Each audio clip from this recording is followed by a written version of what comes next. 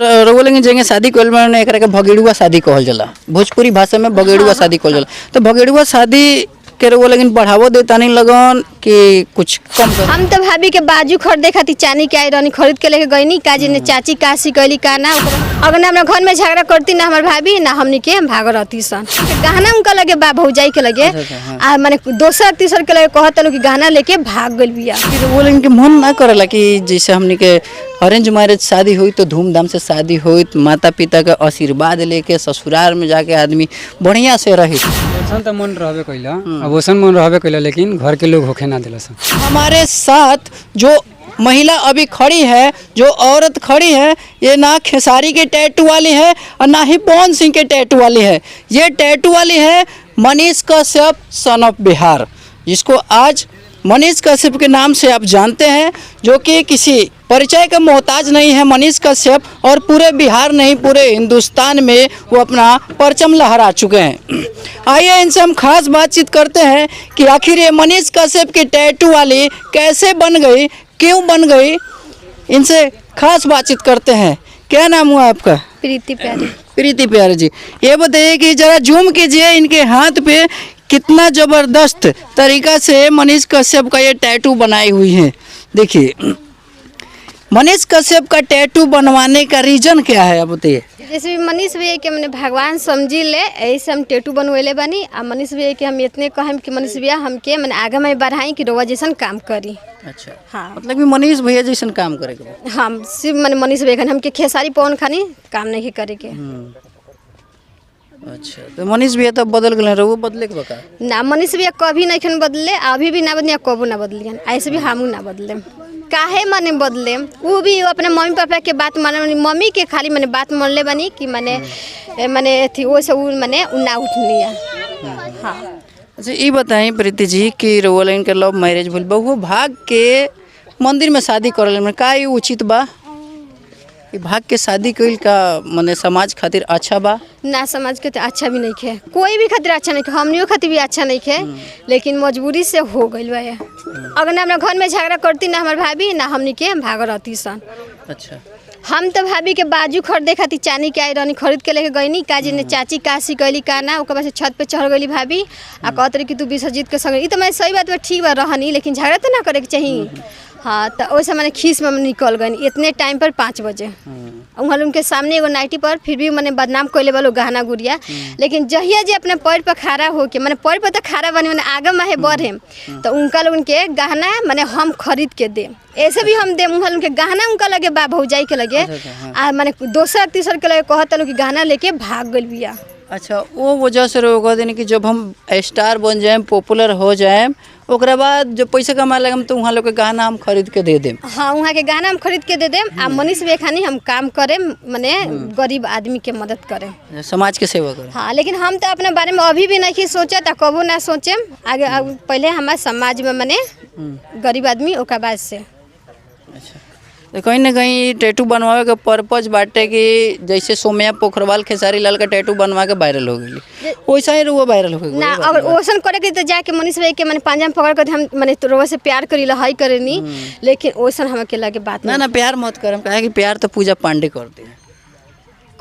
मनीष भाई के हाँ मनीष भैया से तो प्यार पूजा पांडे कर ली। अब पता भी नहीं खे, नहीं जाना पूजा पांडे के ना जानी ले नाम तो जानता नहीं, लेकिन ये नहीं जान कि मनीष भाई से मैंने प्यार करता रही आ यहाँ के सिवा हमरा कोई से प्यार नहीं करे के, काहे के साथ देते नहीं या दोसर कोई से हम काहे प्यार करें। प्यार करे तो इतना लड़का बनिलो अच्छा अच्छा, कहीं यहाँ के छोड़ के हम ना चल जीती, काहे जाई जाएगा मतलब नहीं चाह ना। चलिए बढ़िया बाटे। अच्छा एक बात नहीं कि रउआ लोगन के मन ना करेला कि जैसे हमने के अरेंज मैरिज शादी हुई तो धूमधाम से शादी हुई, माता पिता का आशीर्वाद लेके ससुराल में जाके आदमी बढ़िया से रहित? वैसन तो मन रहबे कइला, अब वैसन मन रहबे कइला, लेकिन घर के लोग होखे ना दिला सन। घर के लोग ना होखे तेमे घर के लोग के दोस्त बा? हाँ ऐसे दोस्त हम माने कैसे कि हम फोटो भी देख लेनी पूछबो कहनी तो कहल कि ना होई। हाँ लेकिन दिल मिल गई रहे। हाँ तो दिल मिल गई रहे तो ओकर नतीजा भइल के बाकी शादी। हाँ अच्छा प्रीति जी, आगे चल के मनीष भैया खातिर का कहे रहुआ? हम इतने कम कि भैया हम के आगे माहे बढ़ाई कि हम रोल खानी काम हम करी, छोड़ दो बेटा। अच्छा, तो मनीष भी एखनी काम करे के बा, गरीब के सेवा करे के बा। सेवा करे के बा। कैसे सेवा करें प्रीति जी मनीष? जैसे भी अब वहाँ के जो हेल्प करतनी हमरा लगे पैसा करियो कि जैसे भी शादी भइल कोई के घरे माने कुछ भी माने घटल पैसा करी, अगर 20,000 मांगी लो तो हमरा लगे 10 रही तो हम 10,000 देम। अच्छा। माने हम देम, मतलब कि हर एक आदमी के शादी में दे। हाँ हर आदमी के शादी में देम, माने गरीब आदमी के। अभी भी रो बाजारी पर जाएम न तो पैसा वैसा मांगे तो कहलो कि है कैसन बारे ना पैसा से बहुत माने बुराई छोड़ के माने शिकायत छोड़ के कबो अच्छा ही ना बतियलो। अच्छा, रउआ लेकिन जेंगे शादी कइल बाने एकरा के भगेड़ुआ शादी कहल जाला, भोजपुरी भाषा में भगेड़ुआ शादी कहल जाला। तो भगेड़ुआ शादी के रउआ लेकिन बढ़ावो देता नहीं लगन कि कुछ कम करे ना हम कहम इतने कि कोई भी लव मैरिज शादी मत करो, पहले अपना मम्मी पापा के मनावा लोगी, ओकरा बाद से अगर ना मानी फिर भी शादी मत करो लोगी। हाँ इतने हम कहें, चाहे भी मेहरारू हो को, चाहे भी लड़की हो को, लड़का हो को, कोई भी हो को, भाग के शादी मत करो। काहे एक और कुछ कहानी तो बताएं ना।